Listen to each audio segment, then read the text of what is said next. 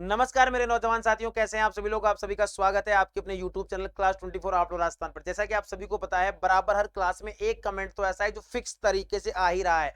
वो क्या कमेंट है कि सर मैंने ये कर रखा है, मैंने ये कर रखा है, सर मैंने बीएड ऐसे बी ऐसे कर रखी है, मैंने बीकॉम ऐसे कर रखी है, बीएससी ऐसे कर रखी है, तो क्या हम फॉर्म भरने के लिए एलिजिबल हैं। तो जिनके ये क्वेश्चन पर्टिकुलर तरीके से आ रहे हैं, तो ये तो तय है कि उन्होंने अभी तक फॉर्म तो फिल किया हुआ नहीं होगा। बात कर रहे हैं योग्यता की, और आप देखना प्रारंभ कर चुके हैं योग्यता वाला सेशन, और मैं हूं संजय चौधरी। तो बात यहां कर अगर थोड़ी आगे बढ़ाई जाए तो आपको बखूबी तरीके से याद होना चाहिए कि देखो, पहली बात तो फॉर्म अब 14, 15, 16, 17, 18 तारीखों के 7, 8 दिन, 10 दिन बचे हैं, 9 दिन बचे हैं ये मान लो। तो अब भी आप कहां बैठे हैं। उससे पहले एक चीज और, जो विद्यार्थी जिन्होंने सीईटी ग्रेजुएशन लेवल का पेपर दिया था, वो सब विद्यार्थी फॉर्म भरेंगे। ये आपका नैतिक दायित्व बनता है। बाद में कैसी परिस्थितियां रहे, परिस्थितियां बदलें और कहीं आप उन परिस्थितियों से वंचित हो जाएं, ऐसा काम आपको बिल्कुल भी नहीं करना है। अब चलते हैं आगे की सब क्या क्या योग्यता है, आज समझ लेना वापस दोबारा से, कल ना फिर मत करना गुरुजी क्या है। तो चलिए, योग्यता की अगर यहां पर बात की जाए तो देखिए, पात्रता एवं योग्यता।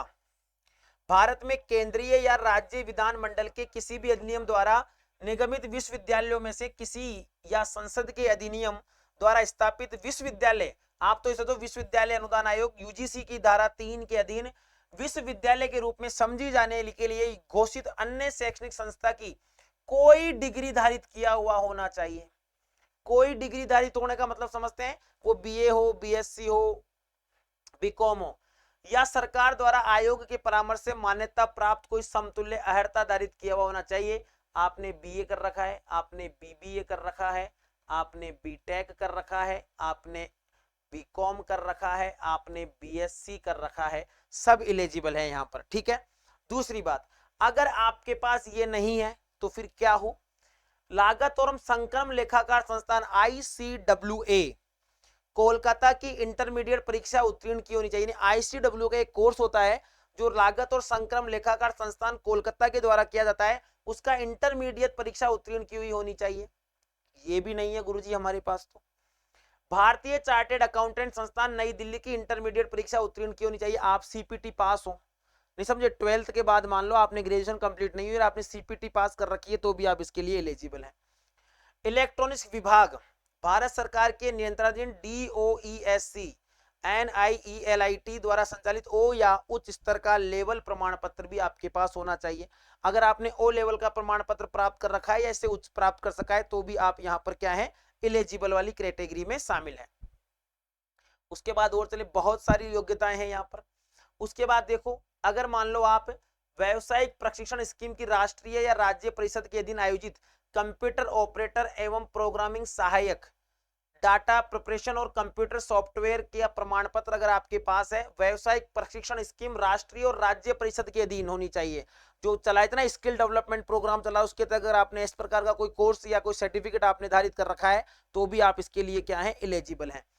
भारत में लॉ द्वारा स्थापित किसी विश्वविद्यालय से या सरकार द्वारा मान्यता किसी संस्था से कंप्यूटर विज्ञान या कंप्यूटर एप्लीकेशन सूचना प्रौद्योगिकी में डिग्री डिप्लोमा, ये बीटेक वाले आ गए सब, जिन्होंने कंप्यूटर साइंस से बीटेक किया हुआ है ना, कंप्यूटर साइंस से जिन्होंने बीटेक किया हुआ है, कंप्यूटर साइंस या कंप्यूटर एप्लीकेशन सूचना प्रौद्योगिकी में डिग्री या डिप्लोमा वाले, सरकार द्वारा मान्यता प्राप्त किसी पॉलिटेक्निक कॉलेज से कंप्यूटर विज्ञान या इलेक्ट्रॉनिक या सूचना प्रौद्योगिकी में डिप्लोमा कर रखा है, यानी आपने आईटीआई कर रखी है ना भाई साहब, किससे, कंप्यूटर विज्ञान, इलेक्ट्रॉनिक या इंफॉर्मेशन प्रौद्योगिकी से, तो आप एलिजिबल हैं।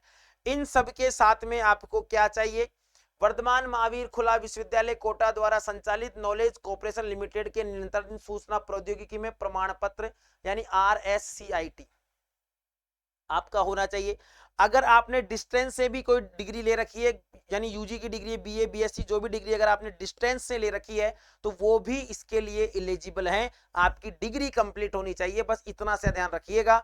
यूजी से संबंधित, यूजी लेवल से संबंधित, अंडर ग्रेजुएशन लेवल से संबंधित कोई भी ऐसी डिग्री जो आपके पास है, उसके लिए आप एलिजिबल हैं। तो इन सब भ्रांतियों को निकालिए और अब फॉर्म जल्दी से फिल कर दीजिए। तो साथियों, ऐसे ही इस सेशन को प्यार देते रहें। आपके लिए बहुत सारी फ्री क्लासेस चलाई जा रही है, टेस्ट सीरीज भी आपके लिए की जा रही है। 31 मॉक टेस्ट आपको क्लास 24 की मोबाइल एप्लीकेशन पर मिल रहे हैं, उन्हें भी आप ज्वाइन कर लें। शाम को 7 बजे ब्रह्मास्त्र वाला जो चल रहा है, वो भी आपके लिए रामबाण साबित होगा। बाकी 11 बजे, 12 बजे, 10 बजे जो बिल्कुल फिक्स शेड्यूल है, उन क्लासों को अनवरत लेते रहें। और दूसरी बात, चैनल पर नए हैं तो चैनल को सब्सक्राइब जरूर करें। धन्यवाद साथियों।